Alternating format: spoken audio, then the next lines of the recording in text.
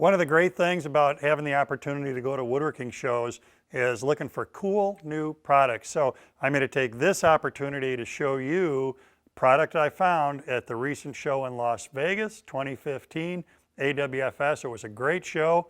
Here's what I'm talking about. Benchtop CNCs like the Piranha FX have really come on strong in the woodworking marketplace. Don't take up a lot of space, benchtop. Not a lot of dollars invested here, but really offer a lot of capabilities in their CNC function. What caught my eye with this product at the show was what Next Wave Automation has done here is taken the technology that's already driving a CNC and said, let's add some other stuff to that. The other stuff is a laser engraver and a 3D printer, which all is going to fall under one roof here. So first, let's talk a little bit about the CNC part. The functions are all controlled here at this readout. So for instance, I can get to my home position. When I'm ready to run something on this, it's done by USB. Once we've got our flash drive in there, we can pick up the USB. That shows us the files. Once we pick up the file, then we're good to go on the machine. With CNC, what we get from that is the ability to X, Y, and Z cut. X and Y are forward and back, left and right. Z is our vertical axis. And with that, we can do carving. We can cut all the way through pieces, so we can make parts right here on the benchtop CNC. I think that CNCs like this are really the wave of the future for woodworking. And what's really cool about these things, this is the kind of thing that's getting young people interested in woodworking again because of the way that they can use a computer to manipulate the machine to make their cuts. So the CNC function allows us to do, like I said, lettering, carving, cutting out parts.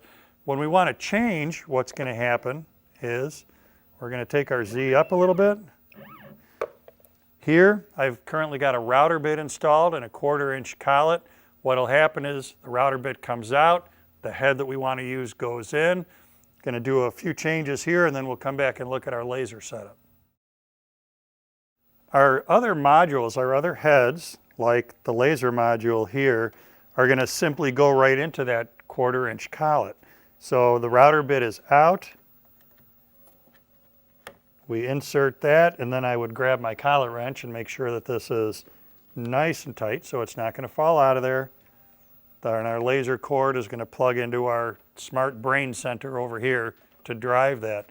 It's a 4-watt laser, and that's going to let us do work like this. This is about 20 minutes runtime in order to make that snowflake at 4 watts. What's cool about this? Laser engraving is just pretty darn neat. We can add your name to projects. You could make a name plate that you then apply to all your projects. If you're turning pens for somebody, you could use a laser in order to put their name or a business name into the barrel of those wooden pens. So laser engraving can really add a lot to what you can do. In addition to doing laser engraving in wood, you can also put materials like leather under that laser and do laser work on that. So very simple changeover, and again, we're just basically taking advantage of the same technology here that would drive the CNC in order to drive our laser. To be really clear on this, when we're running the laser or the 3D printer, we're not running the router. We're only using the router as a mounting system to hold those in place. Next thing, we'll get the laser out of here because I'm excited to show you the 3D printer too.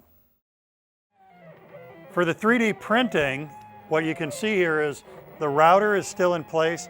What happens in order to get enough Z-axis here is this mounting block just gets turned upside down.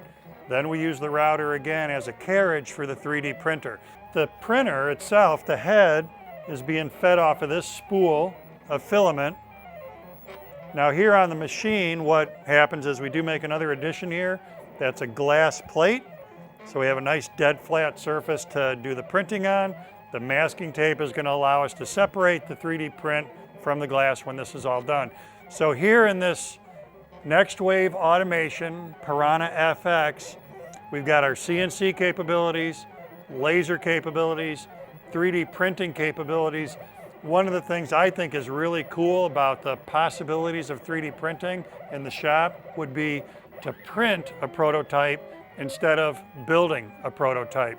So wouldn't it be cool if you could print the coffee table you were about to build, check out all the proportions, check out the dimensions, make sure the scale of it is okay before you start cutting the first stick of wood.